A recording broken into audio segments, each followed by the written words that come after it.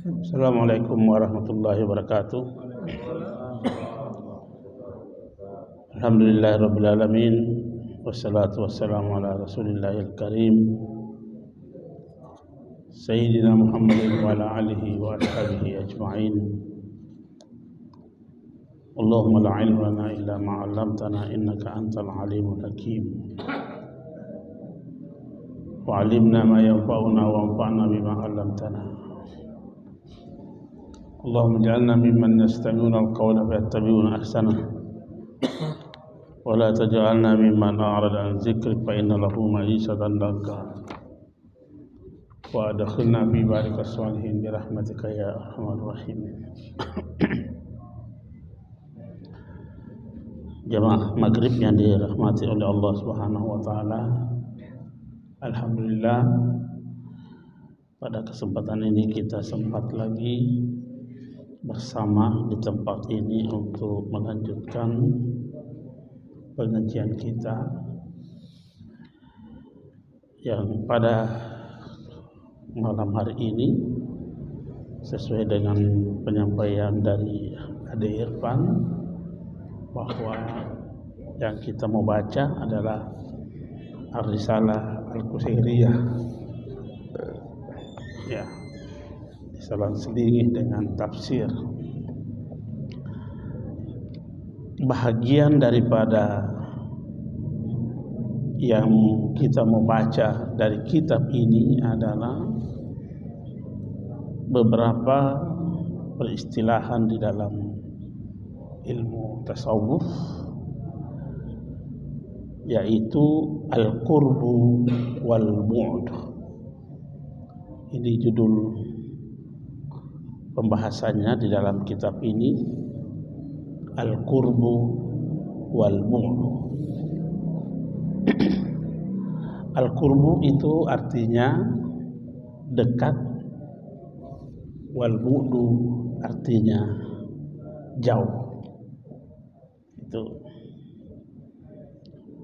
penulis kitab ini menempatkan pada satu tempat yang sama, karena memang ketika kita berbicara menyangkut masalah dekat kepada Allah, tentu yang dimaksudkan al-qurbu dekat kepada Allah,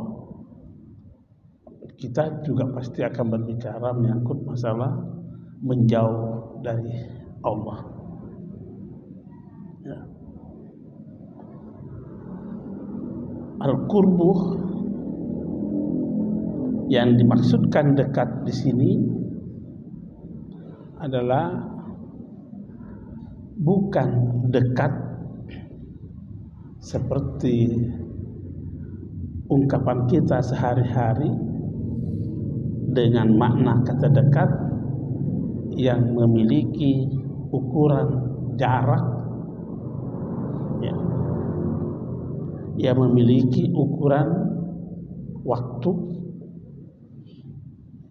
tapi bukan di situ ukuran antara ukuran jauh dan ukuran dekat kepada Allah Subhanahu wa taala. Kenapa?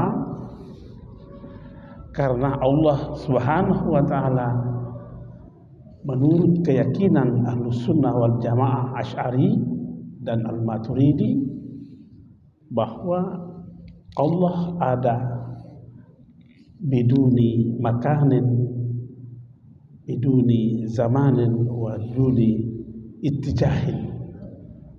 Itu akidah Ahlus Sunnah wal Jamaah Asy'ari Al-Maturidi. Allah ada maha suci dari tempat, maha suci dari waktu, dan maha suci dari arah. Jadi kalau demikian adanya persoalan dekat dan jauh dari Allah Subhanahu wa taala tidak boleh diukur dengan tempat dan tidak boleh diukur dengan jauh, dengan waktu maksudnya. Kan biasa kalau tempat, ya Umpamanya masjid ini, kalau tempat masjid ini dengan supermarket, itu masalah tempat. Kalau ukuran waktu, ya waktu Isya itu, waktu maghrib itu dekat dengan waktu Isya. Nah, itu ukuran waktu. Tetapi berbicara menyangkut masalah kedekatan kepada Allah dan jauh daripada Allah adalah ukurannya adalah menurut kitab ini adalah al-qurbu min ta'atihi, ukuran ketaatan, ukuran ketaatan. Ya. Karena wa amal bu'du, adapun yang dimaksud dengan menjauh dari Allah yaitu bahwa at-tadnisu bi mukhalafatihi, mengotori. At-tadnis itu artinya mengotori. Ya, tentu yang dimaksud di sini mengotori kesucian Allah Subhanahu wa taala dengan menyalahinya. Tentu menyalahi keinginan Allah Subhanahu wa taala, wat tajafi an ta'atihi, dan melakukan penyimpangan dari ketentuannya. Itu namanya al-bu'd.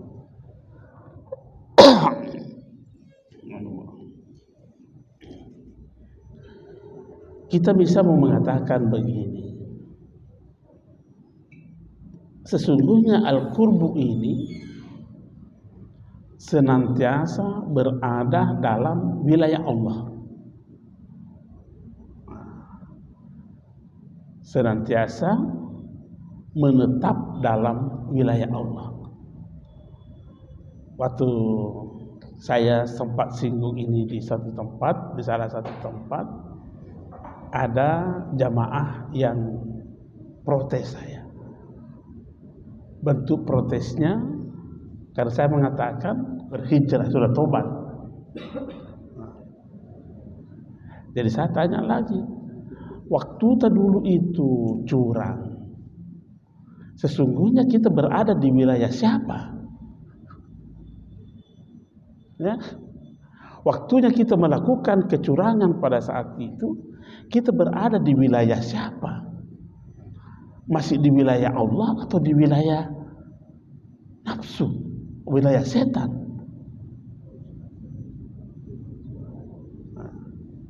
Jadi memang Allah meliputi segala-galanya, tetapi pendosa ini yang mengusir Allah di wilayahnya dan menggantikan,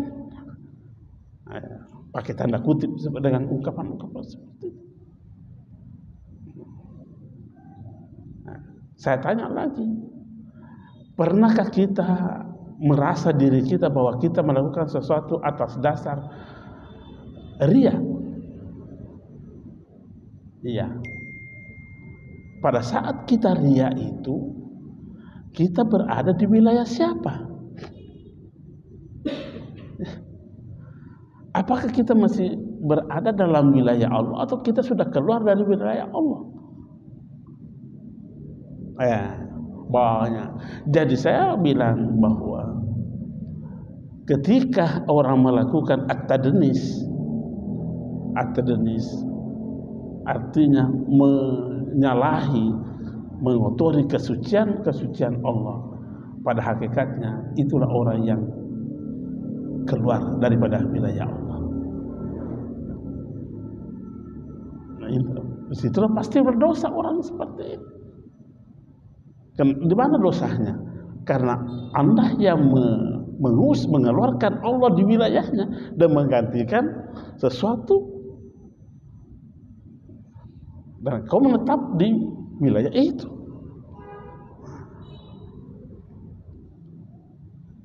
Jadi itulah sebabnya sehingga ulama kita itu dalam dunia tasawuf membuat ikrar. Apa ikrarnya? Itu ketika membayat seseorang, itu ada terikat seperti itu, fatta'atu tajma'una wal ma'siyatu tufarriquna. Itu ikrar itu. Fatta'atu tajma'una, ketaatanlah yang membuat kita bersama, dan kedurhakaanlah yang membuat kita berpisah.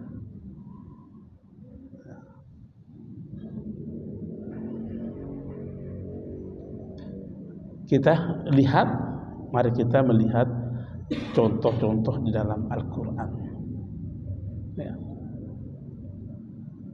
Al-Quran berkata ketika Nabi Nuh berkata kepada anaknya, irkam ma'ana, wahai anak, naiklah kamu di perahuku. Naiklah kamu di perahuku. Anak ini berkata, saya mau berenang sampai di Bukit Sama. Ya, mungkin dalam situasi sudah gawat, Nabi Nuh mengadu kepada Allah. Dia katakan, ini anakku. Ini anakku. Kata Allah, laisa min ahlik, bukan anakmu. Bukan anakmu. Jadi ada perbedaan. Nabi Nuh mengukur kedekatan dengan Allah mengukur kedekatan. Ukurannya Nuh dengan kedekatan anaknya adalah ukuran biologis. Anakku, ya, darah dagingku. Tentu ukuran yang dipakai adalah ukuran hubungan darah. Ternyata Allah tidak menggunakan itu, sehingga dikatakan laisa min ahlik, bukan anakmu. Padahal secara biologis tidak bisa dipungkiri itu adalah anaknya Nuh. Itu anaknya Nuh, tapi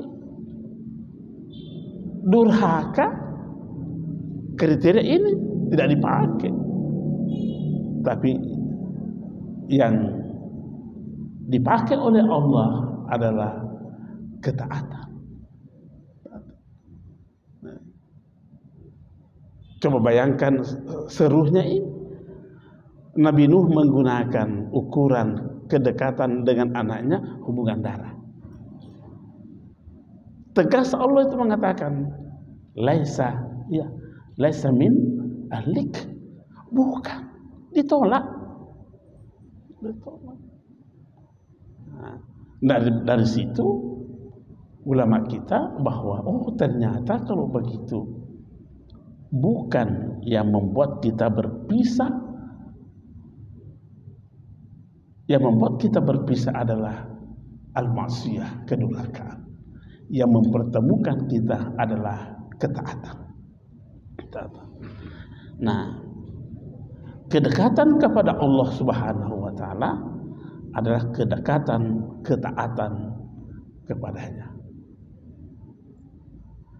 Saya pernah menyampaikan di salah satu tempat bahwa salah satu bentuk pembodohan yang kejam, maafin agak sakit pinggangku. Salah satu bentuk pembodohan yang kejam adalah membiarkan potensi-potensi yang ada pada diri manusia itu keluar dari wilayah Allah, bekerja di luar daripada wilayah Allah. Katakanlah akal. Kapan kita lepaskan akal ini bekerja di wilayah keluar daripada wilayah Allah, maka itu adalah suatu bentuk pembodohan. Begitu juga nafsu. Kapan kita membiarkan nafsu ini bekerja di luar daripada wilayah Allah, maka itu adalah satu bentuk pembodohan yang kejam. Begitu juga selanjutnya hati ini, kalau kita biarkan hati ini bekerja di luar daripada wilayah Allah, maka itu adalah sebuah pembunuhan yang sungguh sangat keji itu. Dan seterusnya, dan seterusnya. Nah, hati kita ini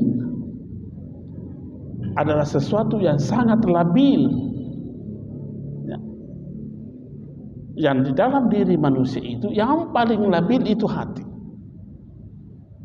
yang paling labil, gampang goyang. Sedikit-sedikit ia beriman, sedikit-sedikit ia ingkar, sedikit-sedikit ia munafik, sedikit-sedikit ia curang, sedikit-sedikit ia ria, sedikit-sedikit ia yakin, sedikit-sedikit goyang. Itu labil sekali itu hati, labil itu. Nah, apa yang bisa mengikat hati ini untuk tidak labil? Kalau kita mau merujuk kepada Al-Quran, ya, ala bizikrillahi tatmainnul qulub. Itulah pengikatnya. Zikir kepada Allah. Zikir kepada Allah.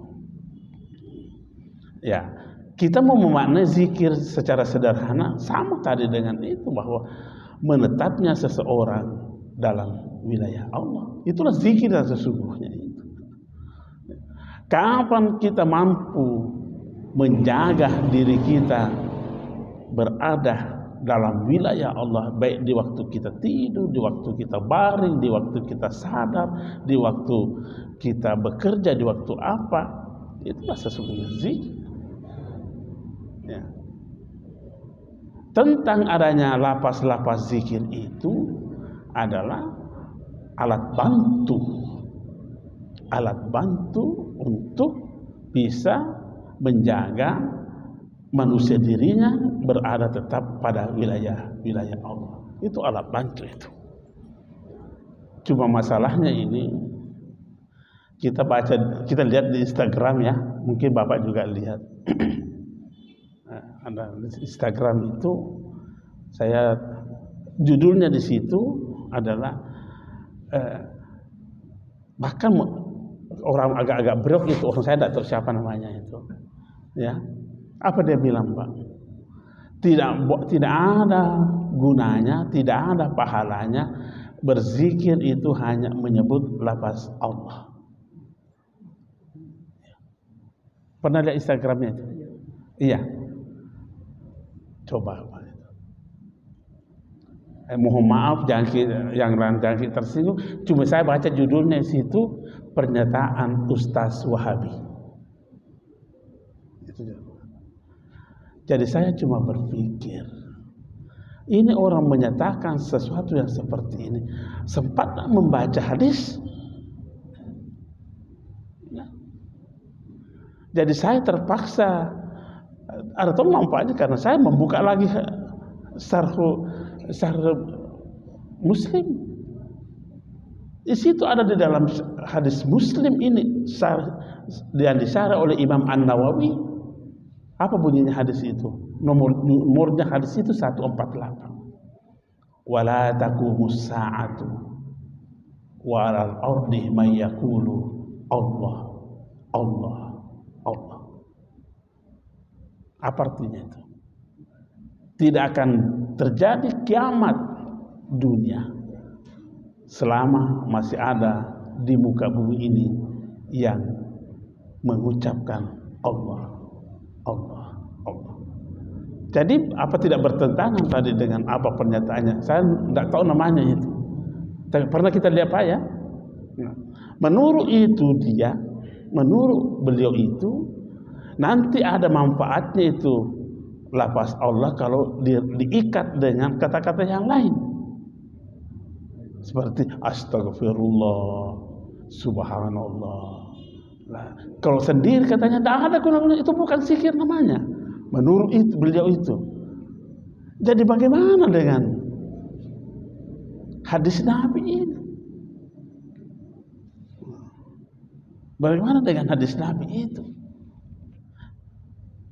Dan menurut ilmu yang saya pakai, yang saya gunakan, ilmu bahasa, saya itu disiplin S2 aku itu larinya kepada linguistik Arab. Linguistik Arab. Kita itu mengenal di dalam struktur kalimat ada namanya al-jumlatul satahiyah, ada namanya al-jumlatul amikah. Ya. Kalau linguistik Inggrisnya namanya surface struction dan deep struction. Surface struction itu adalah ungkapan yang sempurna secara sahih, ada pokoknya, ada subjeknya, ada predikatnya. Umpamanya, saya minta air, ya, saya minta air. Itu surface struction itu. Itu namanya al-jumlatul satahiyah karena jelas-jelas. Tapi kan kadang kita berbicara dengan menggunakan deep struction. Saya kan bisa berkata saja air. Air. Air. Apakah tidak ada artinya itu kalau saya perkataan air? Itu kan abstraction itu. Itu namanya al-jumlatul amikah. Dan saya kira kita sering menggunakan kata-kata seperti itu. Kenapa kita melakukan, menurut saya, sebuah pernyataan-pernyataan yang susah dipertanggungjawabkan?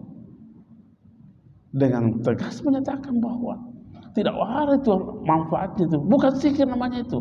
Awas, awas. Dia pakai awas, awas.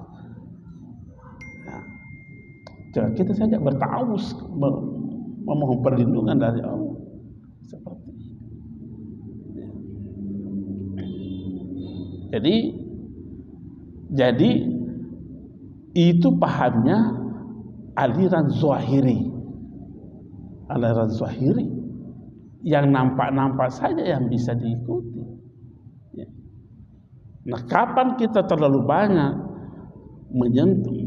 berada pada zahiri-zahiri itu, maka kita akan bersentuhan berada pada al-bu'd, jauh dari Allah Subhanahu wa taala. Susah untuk menjadi al-qurb.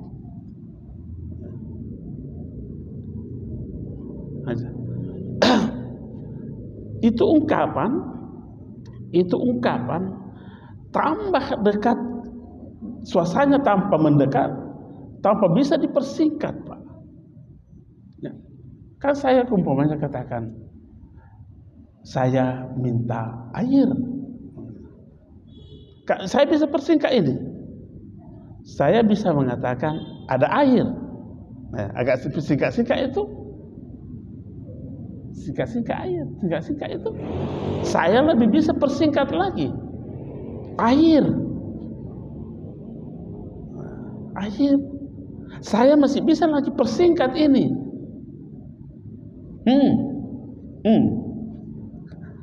Sejak kapan kita menemukan di dalam kamus sama dengan air? Tapi semua ungkapan tadi ini tidak ada yang keluar dari substansi air. Tak ada yang keluar dari substansi itu. Orang yang menjauh dari Allah, orang yang menjauh dari Allah itu susah untuk menyetir hatinya. Orang itu terlalu gampang melemparkan kesalahan-kesalahan kepada orang. Ya.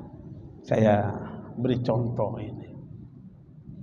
Mungkin dari suatu saat saya berkata, saya mempunyai adik Irfan, kebetulan dia bawa mangga, umpamanya dia bawa mangga. Saya bilang, kasih saya dulu manggatan dia. Saya minta begitu. Tapi entah apa yang kita tidak tahu apa yang menjadi penyebabnya. Adik Irfan ini tidak kasih saya.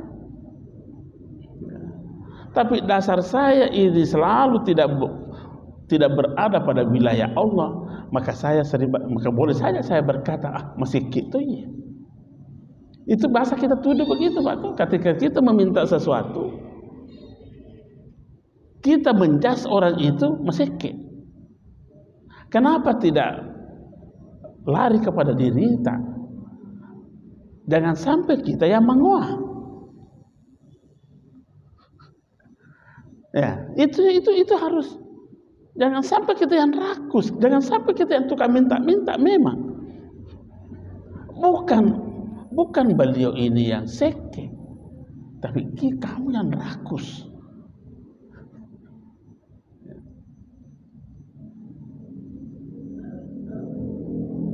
Itu cara berpikirnya orang yang al-qurb. Kan biasa juga kita menjas seseorang. Mata empuman ya anu bela. Mabangga man ya anu. Biasa kan kita menjas seseorang seperti itu. Aku itu bela tempuna. Seruntuk apa di mana tete. Tapi kita menjas seseorang mata empuman. Periksa diri kita, periksa hati kita ini. Jangan-jangan kita yang gila hormat. Jangan-jangan kita yang gila hormat. Kita jas orang, kita menghakimi seseorang, orang congkak, orang sombong, orang angkuh. Kita menjasa seseorang maseke, jangan-jangan kita yang mengoak. Susah melihat dirinya orang seperti ini. Kenapa? Karena potensi dirinya membiarkan bekerja di luar daripada wilayah Allah. Itulah orang yang bekerja di luar daripada wilayah Allah, itulah al-bu'd, menjauh dari Allah. Orang yang bekerja di dalam wilayah Allah, itulah namanya al-qurb. Dan orang-orang seperti inilah yang diberi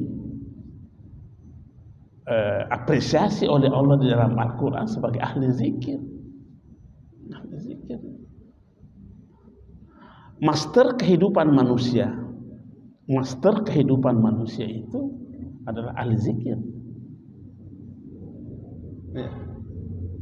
Di mana ayatnya itu? Fas'alu ahla zikri in kuntum la ta'lamun. Patron kehidupan itu adalah ahli zikir. Patron kehidupan itu ahli zikir, bukan ahli pikir. Memang kita ditekankan juga oleh Al-Quran untuk menggunakan akal pikiran, tapi ahli pikir itu ar-rasihun itu tidak boleh dijadikan master kehidupan. Tidak ada ayat bertanyalah kepada ahli pikir, tapi bertanyalah kepada ahli zikir.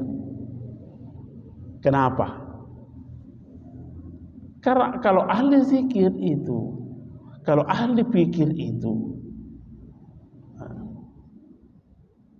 bisa saja merekayasa suasana. Ahli zikir tidak ada rekayasa. Dalam tanda kutip itu rekayasa itu.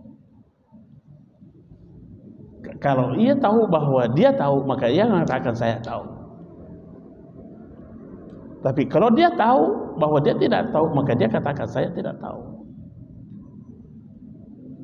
Tapi yang ini boleh saja dia tahu, dia mengatakan saya tidak tahu. Boleh saja dia tidak tahu, dia katakan saya tahu. Kebinasaan yang bisa muncul dari situ.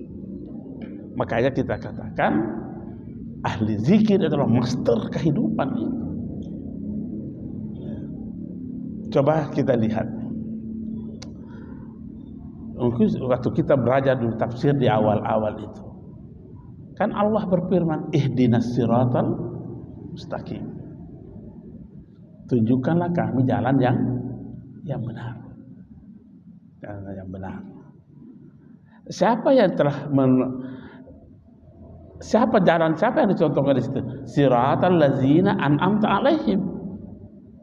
Jalan orang yang telah diberi nikmat. jadi nikmat. Siapa yang telah diberi nikmat dalam Al-Quran itu? Para nabi. An'amallahu itu dalam Al-Quran. An'amallahu alaihim minan nabiyyin was-siddiqin was-syuhada sholihin. Semua ini adalah manusia, Pak. Kita tidak disuruh oleh Al-Quran itu mengikuti cara hidupnya malaikat. Bukan cara hidup. Kita tidak ada ayat memerintahkan kita untuk mengikuti cara hidupnya malaikat. Sekalipun malaikat itu tidak pernah mendurhakai Allah, tapi kita tidak disuruh ke situ.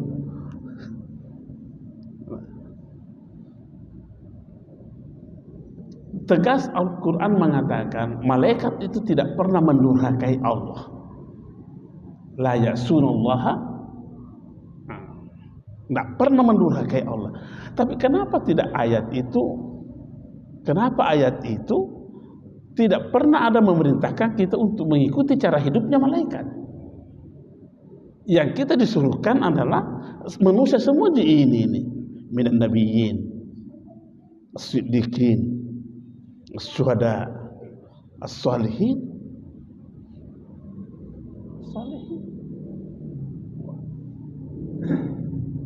Jadi kita mau berkata bahwa sesungguhnya kalau Allah bercerita tentang kebaikan manusia itu adalah tidak ada lagi makhluk di atasnya dari sisi kebaikannya. Dan ketika Allah bercerita tentang positifnya, ya, kita jangan kepada malaikat. Ya. Malaikat itu tidak diangkat menjadi khalifah Allah di muka bumi ini. Kenapa? Tidak sempurna. Ya. Padahal, coba pernyataan Allah sekali lagi saya mau katakan, malaikat itu tidak pernah mendurhakai Allah. Tapi tidak bisa menjadi khalifah di muka bumi ini. Tidak diberi amanah untuk menjadi khalifah di muka bumi ini. Kenapa? Potensi yang ada pada diri malaikat tidak sama dengan potensi yang ada pada diri manusia. Malaikat tidak makan, malaikat tidak minum, malaikat tidak kawin, malaikat tidak tidur. Ya. Manusia kan mengerjakan semua itu. Malaikat tidak punya nafsu, manusia ada. Jadi jangan selalu dilihat negatif itu nafsu. Justru inilah yang mengangkat derajatnya manusia itu di atas malaikat. Asal nafsu ini bekerja di atas, di dalam wilayah Allah. Itu kuncinya. Berada pada Al-Qurb, bekerja di dalam wilayah Allah. Karena kalau bekerja di luar wilayah itulah orang yang jauh itu sebagai kakaknya. Menjauh itu. Kenapa? Karena at-taddisu bi mukhalafatihi wa tajafi an ta'atihi.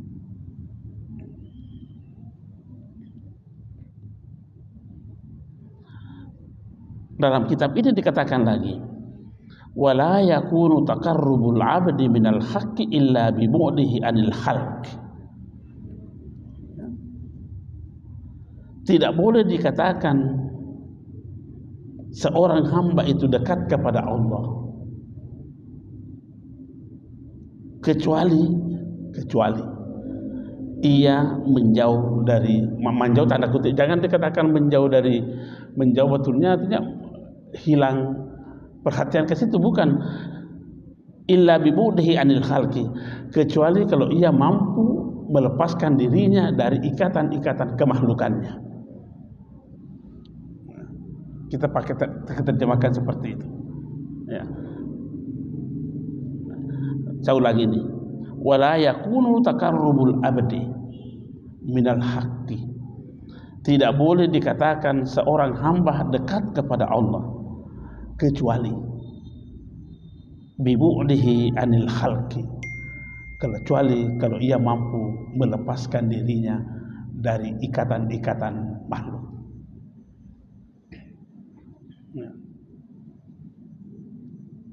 Ini namanya orang merdeka.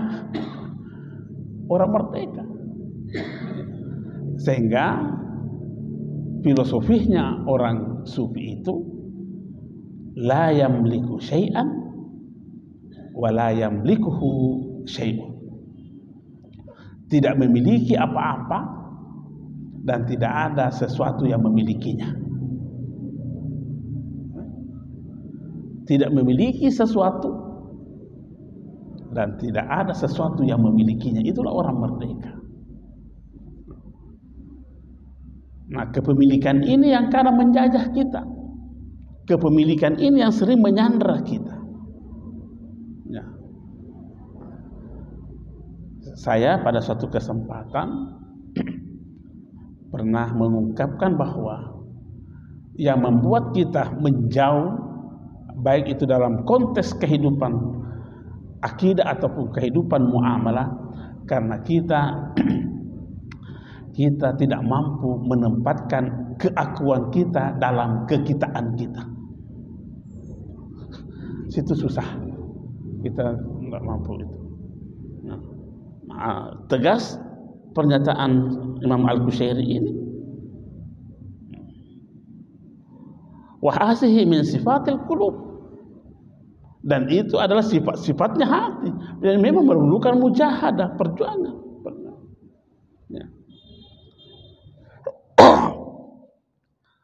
Di satu tempat ada lagi yang bertanya. Tentang pernyataan Imam Al-Qusairi ini. Bahwa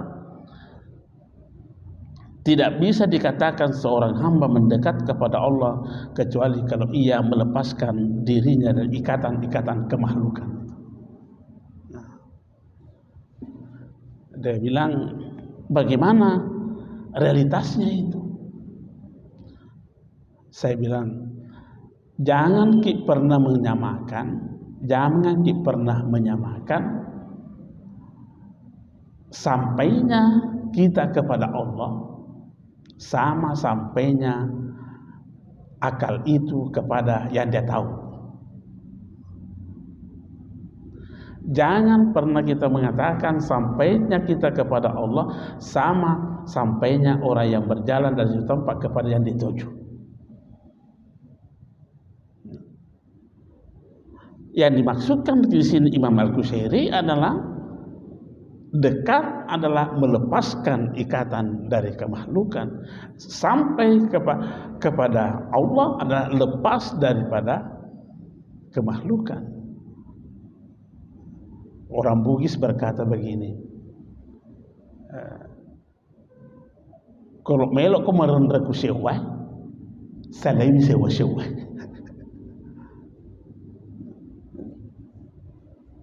Kalau mau marandra di sewa, salami sewa. Nah, persis pernyataannya Imam Al-Qusairi. Nah, saya beri contoh itu, teman. Saya ambil cincin saya, perak ini. Apa kita bilang ini? Dia mengatakan cincin. Berarti Bapak baru sampai ke cincin.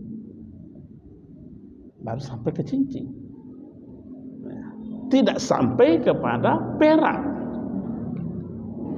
Udah perak. Tapi kapan Bapak sampai ke perak, boleh jadi Bapak lepas itu namanya cincin. Tidak ada sedikit cincin di otak ini. Coba ambil begini. Ini saja. Kitab ini. Wah. Kalau kita berkata ini buku, tidak ada sedikit pun di pikiran kita bahwa ini adalah kertas. Atau ini mimbar saja, Pak. Mimbar saja ini. Lebih konkret ini. Ketika kita berkata apa ini? Kita berkatakan mimbar. Maka kita merenreng di mimbar. Sewa-sewa itu mimbar. Karena dia sifat. Dan sifat itu berubah. Dan itu sifat hancur. Yang tidak pernah hancur itu adalah kayu. Ini ilustrasi saja ini. ilustrasi saya ini. Apa buktinya bahwa mimbar ini bisa rusak? Kalau saya patah-patah ini tidak bisa lagi dikatakan mimbar. Tapi apa saya sudah berhenti berkata ini kayu? Jadi kalau mau mendekat kepada Allah, lepaskan diri kita di kemakhlukan itu. Jangan kita terjajah tersandra dengan itu. Kalau mau kita menetap pada kayu itu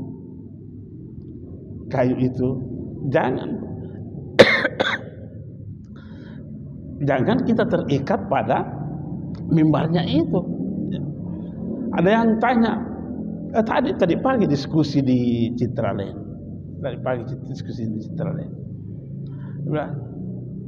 Itu mimbar adalah sifat.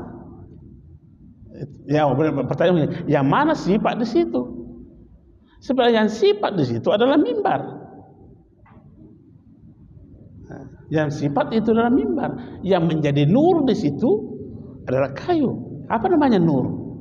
Nur itu yang karenanya segala sesuatunya ini menjadi nyata. Itu namanya nur. Yang menyebabkan adanya ini mimbar apa? Kayu, Pak. Nah, dia bilang lagi, kenapa bisa lebih mahal sifat dibanding? Kenapa bisa lebih mahal sifat dibanding perak? Sebab saat tak balik itu ke apa? Ya. Kalau cincin, bagaimanapun cantiknya modelnya, tapi kadar emasnya rendah nilainya, Pak.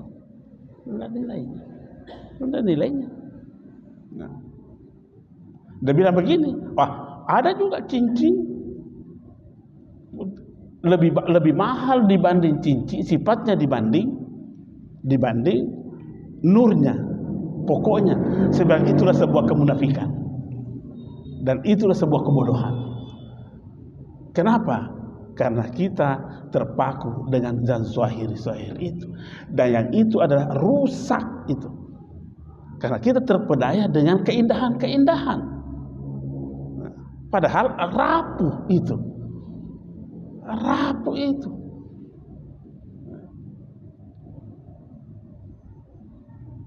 Jadi kedekatan yang dimaksudkan di sini adalah sama kedekatannya antara tinta dengan huruf. Itu yang dikatakan. Kedekatan tinta dengan huruf. Huruf itu sifat. Nah, ketika kita selalu daya pandang kita bukan dengan daya pandang nur yang kita pakai, maka kita gampang melihat bermacam-macam, dan dari setelah itulah kita gampang menghina orang, Pak. Nah, itu profesi itu kan sifat, nama itu sifat, cleaning service sifat, dosen sifat, petani sifat, itu semua sifat itu. Dan di sini peluang kita terjerumus dalam kedurhakaan, kejauhan. Kapan? Ketika kita melihat profesi-profesi ini ada yang lebih baik dibanding yang lain.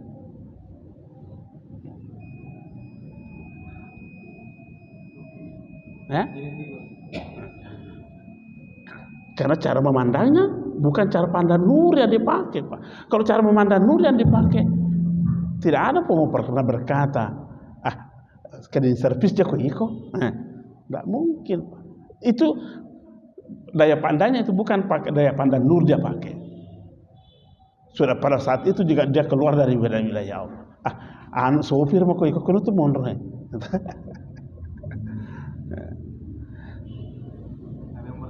Saya kira inilah ya, silakan, Pak. Biasa tuh yang tadi kita mau bicara pasal kubis ini, tidak bisa pakai. Karena dari kumelokon lah tuh sewai, ada yang juga sewai. Ya cocok. Cocok bisa. Iya. Dari kumelokon lah tuh sewai, aleo juga sewai, asup boleh sewai. Iya. Yang kedua, Ustaz, tadi ada kita menyinggung masalah Allah. Ada tadi itu ada ada satu kelompok bahwa nanti apa namanya sempurna kalau ada menyertai itu Allah. Ya. Nah, saya teringat itu kalau tidak salah itu hadis qudsi, Ustaz. Ya. Allah mengatakan, aku adalah perbendaharaan yang tersembunyi. Hadis qudsi kalau tidak salah. Iya. Aku adalah perbendaharaan tersembunyi. Untuk mengenal aku bernama Allah. Kuntu kanzan makhfiyan. Itu hadisnya itu. Kuntu kanzan makhfiyan fa'aradtu an uraba fa hartul khalqa. Ya, hadis qudsi. Nah, jadi mengkantar tadi itu, Ustaz. Ini tadi hadis qudsi barangkali perlu diadukan bahwa cukup menyebut Allah saja sudah sampai ke yang punya nama. Ya.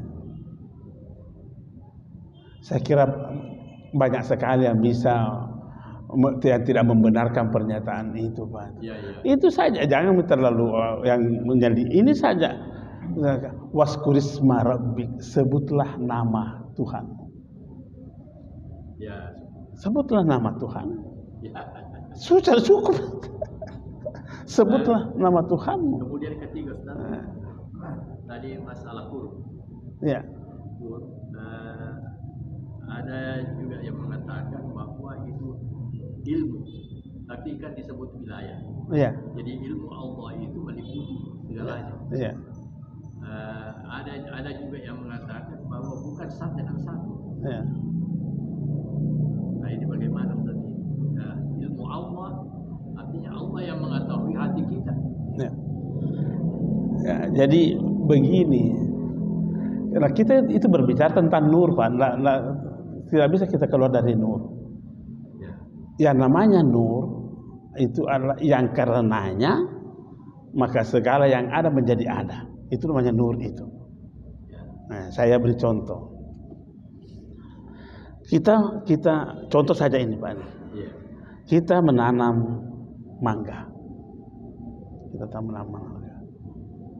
Kemudian biji mangga ini tumbuh.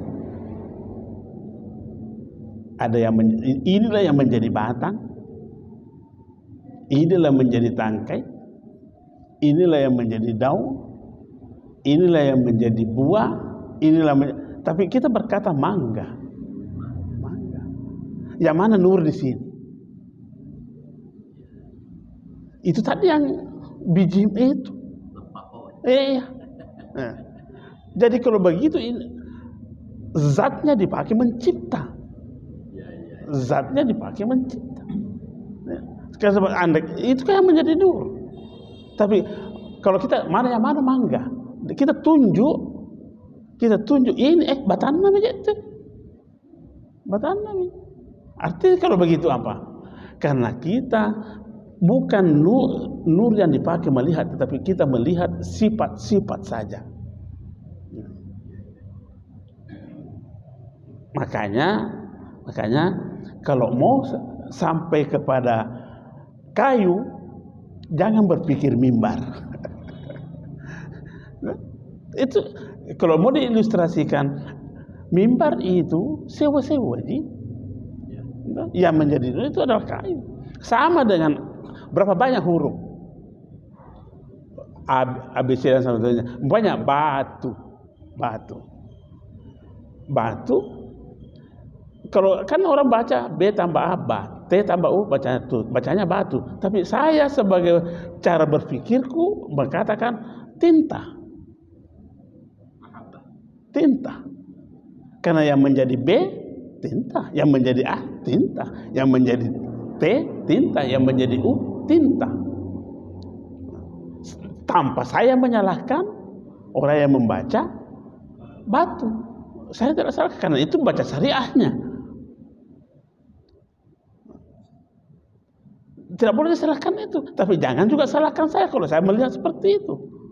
Karena ini memang realitas bahwa yang menjadi tinta ada, yang menjadi B adalah tinta, yang menjadi A adalah tinta.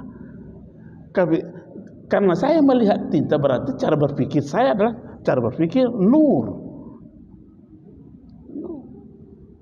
Tidak ada klasifikasi seperti itu. Kalau begitu susah kita melakukan kesalahan, Pak. Susah itu kita melakukan sebuah kesalahan. Karena biar menyuruh melakukan kesalahan tidak bisa jadi, Pak. Sekarang ini kenapa kita terkadang memandang enteng orang? Kenapa terkadang kita memandang enteng seseorang? Karena cara berpikir kita bukan cara berpikir nur, tapi cara berpikir sifat. Kalian servis jago. Apa namanya? Tukang sampah jago. Sopir jago. Nah, sifat-sifat semua itu. Tapi jangan pakai itu. Coba lihat cara berpikirnya malaikat. Sujud kepada Adam, yang dia lihat apa? Bukan Adamnya yang dia lihat, tapi nurnya dia pakai. Yang suruh dia sujud. Coba kalau kita berpikir begitu, ada biar disuruh melakukan kesalahan, tidak bisa. Mengapa iblis tidak sujud? Karena cara berpikirnya itu cara berpikir sifat, bukan nur. Keluarlah dari wilayah Allah. Ya, saya kira cukup, Pak, ya.